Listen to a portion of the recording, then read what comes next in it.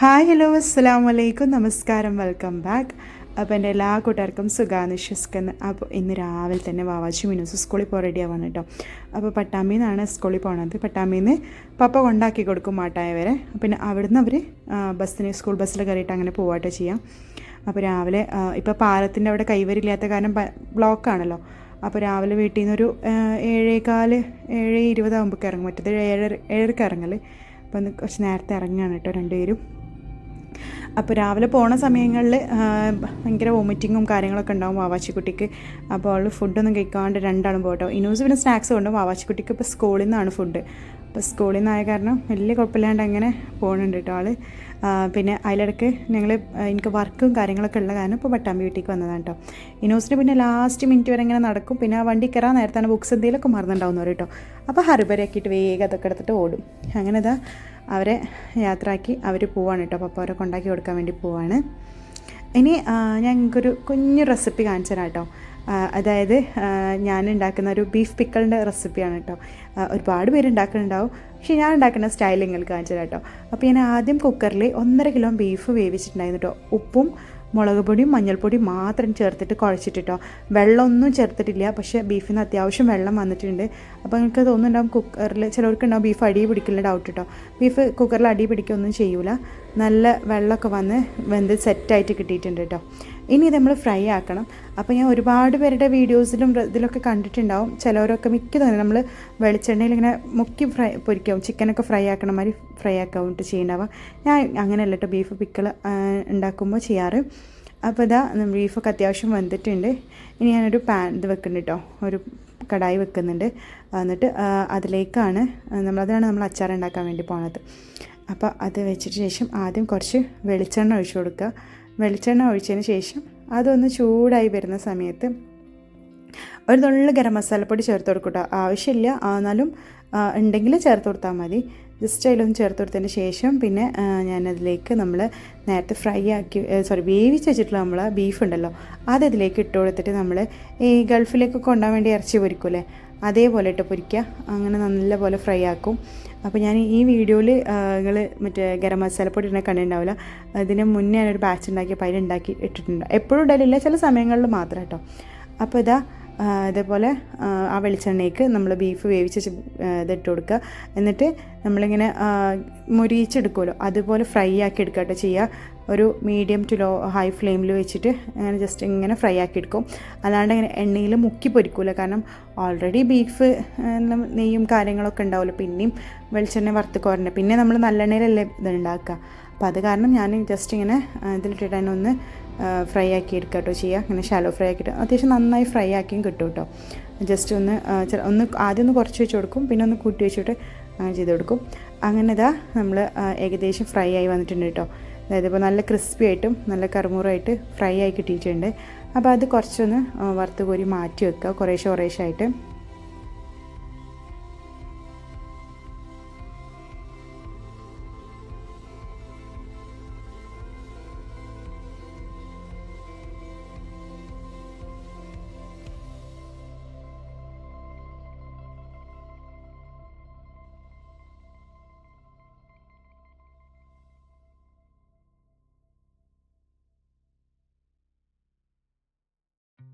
അങ്ങനെ ഫുള്ളായി മാറ്റി വെച്ചതിന് ശേഷം അതേ ചട്ടിയിൽ തന്നെ നമ്മൾ നല്ലെണ്ണ ഒഴിച്ചു കൊടുക്കണം കേട്ടോ.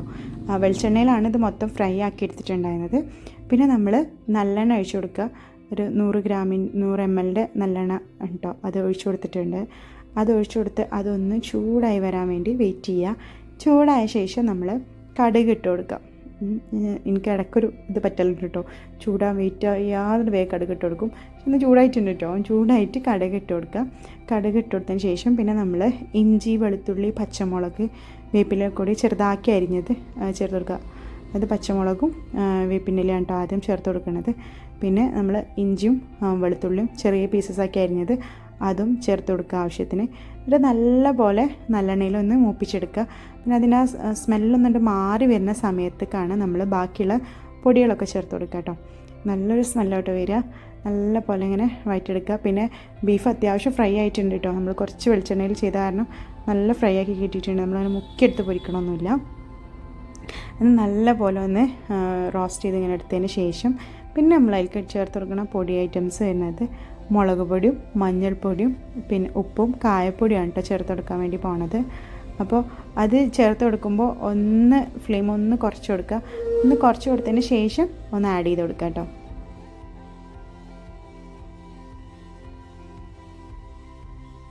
അതൊരു 1/2 ടേബിൾ സ്പൂണ് കായപ്പൊടി ചേർത്ത് കൊടുക്കുക. പിന്നെ ആവശ്യത്തിനനുസരിച്ച് പിന്നെ ചേർത്ത് പിന്നെ കായപ്പൊടി കുറച്ച് കട്ട പിടിച്ചിട്ടുണ്ട്, അപ്പോൾ അതൊന്ന് ഇതാക്കിയിട്ട് ചേർത്ത് കൊടുത്തിട്ടുണ്ട് മെൽറ്റ് ചെയ്തതിന് ശേഷം. പിന്നെ നമ്മൾ മുളക് പൊടി എരിവ് നോക്കിയിട്ട് ഞാൻ ആദ്യം 2 ടേബിൾ സ്പൂൺ നമ്മൾ എരിവുള്ള മുളക് പൊടി ഇട്ട് കൊടുക്കുന്നുണ്ട്. പിന്നെ കുറച്ച് കാശ്മീരി മുളക് പൊടിയും ചേർത്ത് കൊടുക്കുന്നുണ്ട് ഒരു കളറിന്. പിന്നെ ഒരു 1/2 ടേബിൾ സ്പൂൺ മഞ്ഞൾപ്പൊടിയും ചേർത്ത് കൊടുക്കുക. എന്നിട്ട് നല്ല പോലെ ഒന്ന് വഴറ്റി കൊടുക്കുക. ഈ സമയത്ത് ഫ്ലെയിം നല്ല ഹൈ ഫ്ലെയിമിലിടരുത്, ഒന്ന് തീ കുറച്ച് വെക്കണം കേട്ടോ, അല്ലെങ്കിൽ പൊടികൾ പെട്ടെന്ന് കരിഞ്ഞു പോകും. ഇത് കളറിന് വേണ്ടിയിട്ട് ഞാൻ കുറച്ച് കാശ്മീരി മുളക് പൊടി 2 ടേബിൾ സ്പൂൺ ചേർത്ത് കൊടുത്തിട്ടുണ്ട്. എന്നിട്ട് നല്ല പോലെ ഒന്ന് വഴറ്റി കൊടുക്കുക. നല്ല പോലെ വഴറ്റിയിട്ട് ആവശ്യത്തിന് ഉപ്പും ചേർത്ത് കൊടുക്കണം കേട്ടോ.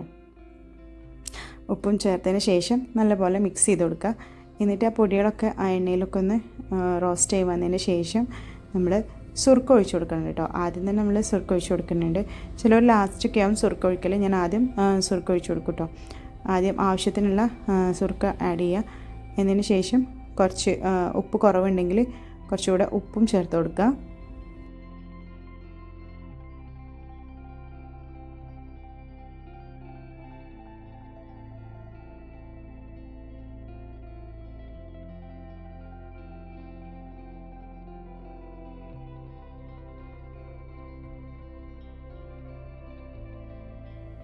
എന്നിട്ട് നല്ല പോലെ ഒന്ന് മിക്സ് ചെയ്ത് കൊടുക്കുക. എന്നിട്ട് ചെറിയ രീതിയിൽ ഇങ്ങനെ ഒരു ചൂടായി വന്നതിന് ശേഷം തിള വരുന്നതെന്ന് കാണുന്ന സമയത്ത് നമ്മൾ ഫ്രൈ ആക്കി വെച്ചിട്ടുള്ള നമ്മളെ ബീഫ് ഉണ്ടല്ലോ, ആ ബീഫൊക്കെ ഇതിലേക്ക് തട്ടി കൊടുത്തിട്ട് നല്ല പോലെ മിക്സ് ചെയ്യുക. എന്നതിന് ശേഷം എരിവ് കുറവുണ്ടെങ്കിൽ നമുക്ക് കുറച്ച് മുളക് പൊടി ആഡ് ചെയ്യാം.